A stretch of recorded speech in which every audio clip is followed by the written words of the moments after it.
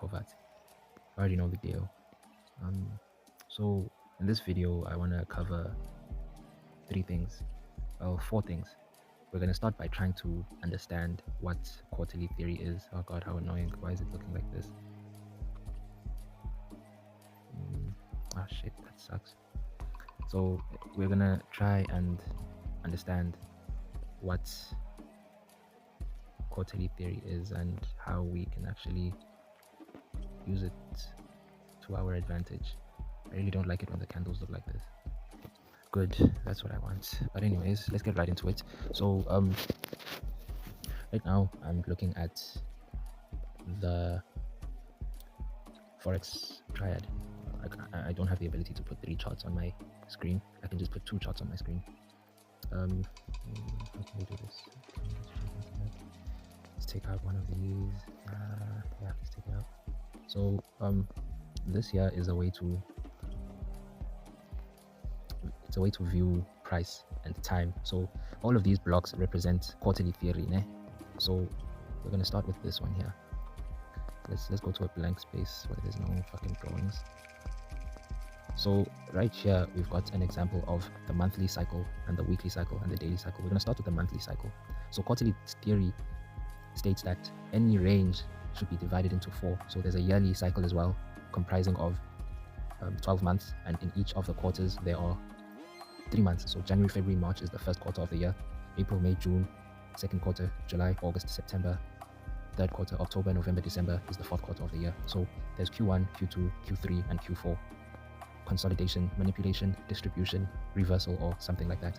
And in this case, we're looking at the monthly cycle. So in the monthly cycle, there are 4 quarters: Q1, Q2, Q3, and Q4. All right. So that means there's the week 1, week 2, week 3, and week 4.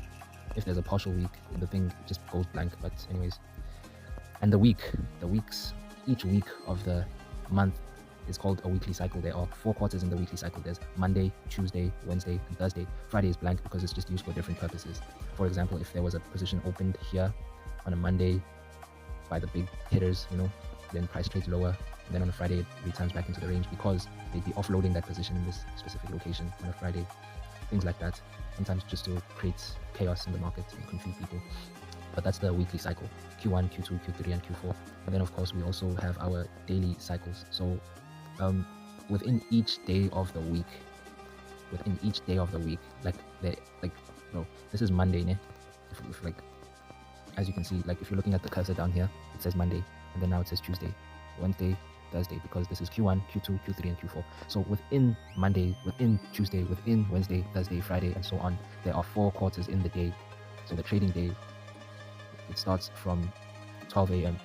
This here is the Asian session, 6 hours each. There's 6 hours in the Asian session, 6 hours in the London session, 6 hours in the New York session, and 6 hours in the PM session, where the New York and the London session closes. This is how the quarters of the day are split up.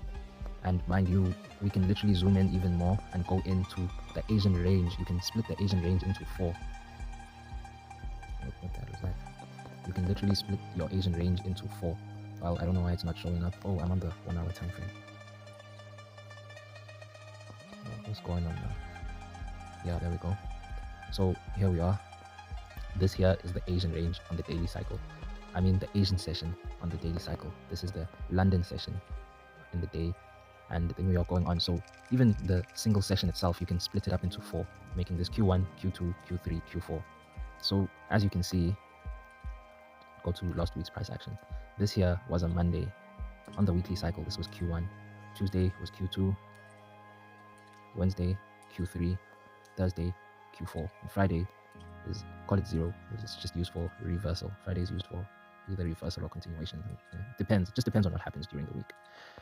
Okay, let's take off this 90-minute cycle shit and probably let's leave the daily cycle on. Nah, let's take it off. Daily cycle, we're gonna take it off. So we're just gonna use this here is the monthly cycles Q1. The monthly cycles Q1 is the first week of the month. On the weekly cycle, there's Q1, Q2, Q3, and Q4. Okay, so now what is sequential SMT? Oh, and another thing is that the true open of any cycle, the weekly cycle's true open starts on Tuesday. This very specific point in price, that's where our true open is. Okay, we want to buy above the true open and sell below the true open. But don't get that twisted and say how, but on this day we were below the true open, so why did we want to even think of selling over here? Well, if you take a look, we could literally go in there, open our daily cycles, and show you that we have the first quarter of the day, our agent session, and then at the beginning is where we'd mark our London session. See, like the beginning of the London session is Q2, the second quarter, and our true open will be here, and we want to sell above the true open. So this thing is meticulous. You just gotta open your mind. And so I just want to do a fast quick example of like what the actual sequential SMT thing is about. Okay, we'll just stick to the 1 hour time frame for now, just for completeness sake. We'll just stick to the 1 hour time frame. Okay, so over here we have Wednesday's price action. This is Wednesday's high. The high of Wednesday was formed here, and then price retraced higher and came to this point, this specific point here on the euro. And then if you take a look at the Great British Pound, Wednesday's high formed over here in the third quarter of the day. So there was a cracking correlation here.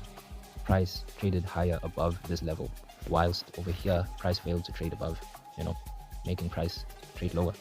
But this was not sequential SMT. It has to, well, you could argue that it was, but this is Wednesday Q3 and this is Thursday Q4. Okay, we'd be looking at this previous day's high, this very spot right here. Price trades lower and fails to trade above this level. But here we see that price traded lower and it traded higher up above this level on the hourly time frame.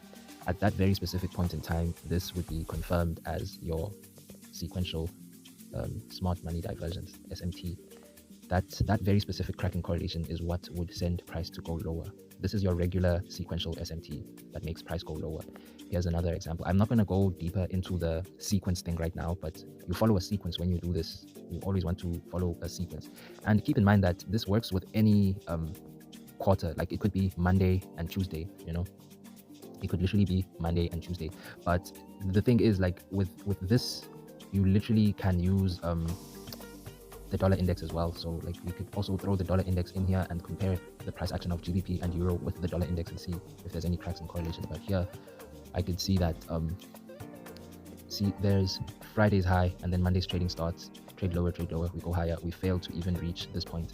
But here Friday's high, we trade lower, and price trades up above, just barely trades above like this level, whilst it failed to do that on the other asset, and inevitably sending price lower for the continuation of the week. And then the low of the week formed by sequential SMT right over here. This was a Thursday's low, Friday trading, we came in, we failed to trade below Thursday's low, but on GBP we came in, we traded higher and traded lower, trading below Thursday's low on a Friday, and that sent price higher. So that's the bare minimum basics of what quarterly theory is and what sequential SMT is. This is just regular sequential SMT. We've got something else called your hidden sequential SMT, which looks something like this. So if you can tell, these candles have wicks and the highest close is over here. So this candle's trading was and it closed over here, and this one closed over here. So this is where price closed, essentially. The highest close was over here. And on euro, if you take a look, the highest close was right over here, okay? And price traded lower, wicking up, and the highest close was below. Well, you could argue that it was in line with well, fuck it, it was actually below. The highest close was below the previous day's highest close, and over here, if you take a look, this is the previous day's highest close. Price was literally already above it, creating hidden sequential SMT, and it visually looks like this.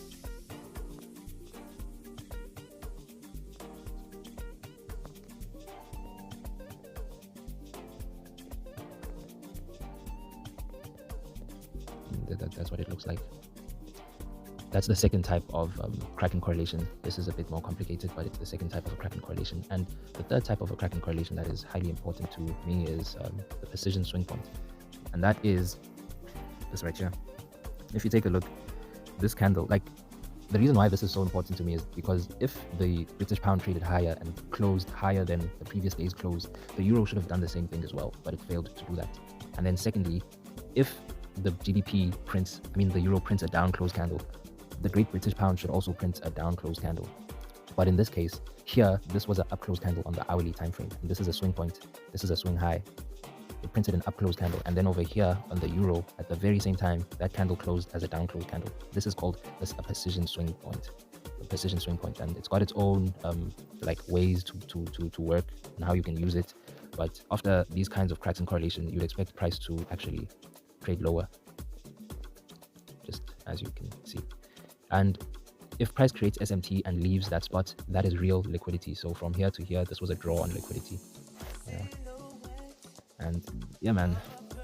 Yeah, I don't know what else to go on about, but we're just trying to cover what sequential SMT is, what Q1 is, what Q2 is, what Q3 is, and what Q4 is, how we can use it, and why is it so important when I'm looking at price to understand the quarterly fractality of price. Like there are other things that I'm looking at right now that like were of importance, like this fair value gap here. Price traded up into the fair value gap, and if you can take a look, like this is the same fair value gap that was printed over there, but price failed to even trade up into this fair value gap. This is a SMT fill. Price didn't fill this fair value gap, but price did fill this fair value gap, making it a crack in correlation, which would make it a high probability that price will go lower after you've seen that there was a crack in correlation with SMT, there was a precision swing point and a fair value gap, and price was just not in sync at that specific point in time. Hence, we see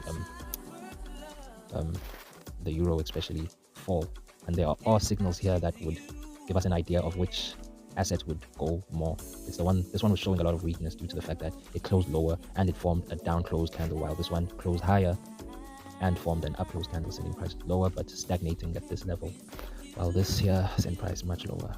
And today was Monday, and we generally don't want to do anything on a Monday, especially because it's a bank holiday. But if you know what you're doing, you can be very profitable on a Monday, especially when it's a bank holiday. So we'll be more interested into seeing what's going to happen tomorrow.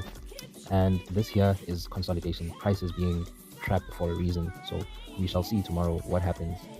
Either we're going to take liquidity on the upside and trade lower, and maybe fail to take liquidity in this asset and trade lower, or we'll begin by trading lower and taking liquidity here, and maybe failing to take liquidity here, trading into this and trading higher. So just a matter of now waiting to see what price tells us the following day.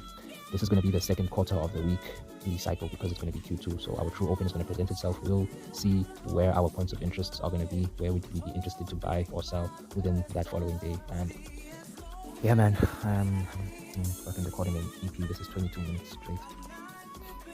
I hope you found this insightful, and yeah.